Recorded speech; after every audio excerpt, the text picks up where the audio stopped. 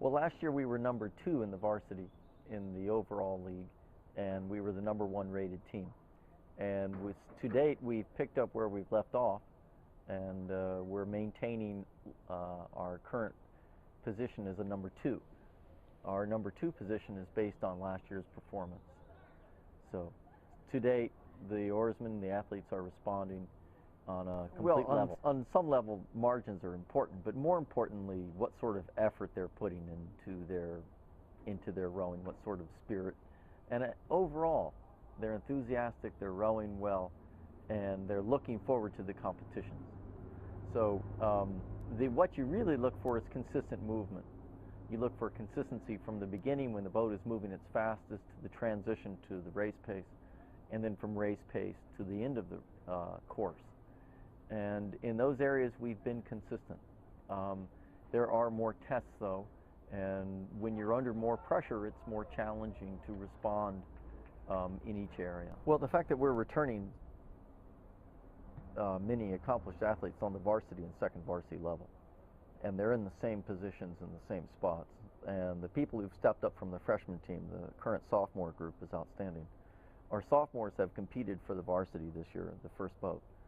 And we have several in there, and then we have several more who were just edged out.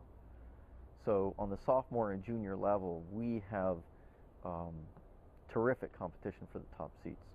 And that's generally what drives things, is what's the quality of the competition. Well, getting faster is a matter of incremental improvements on a stroke-to-stroke level. There are 220 strokes in a race. And if you're better by 1/100 of a second at the end of the week than you were a week before, then you're 2.5 seconds faster. Now, that's very challenging to do on a week-in and week-out process, and it's not possible. So when you do fall back, do you step forward again? Do you respond to the challenge? Well, you aim for medals, so we want to be top 3 in each event. And you hope that the athletes will step up and say, top 3, forget that, we're going for the win.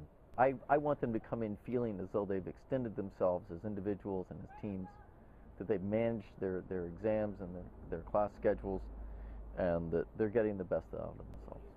Oh, we're going to Hanover, and anytime you're in New Hampshire in mid-April, you can expect a nice day like we have right now, or snow, ice flows, anything's possible. And it's cold, and the water's cold, and the water's running fast, and you're on a river, and the results can be pretty dicey sometimes.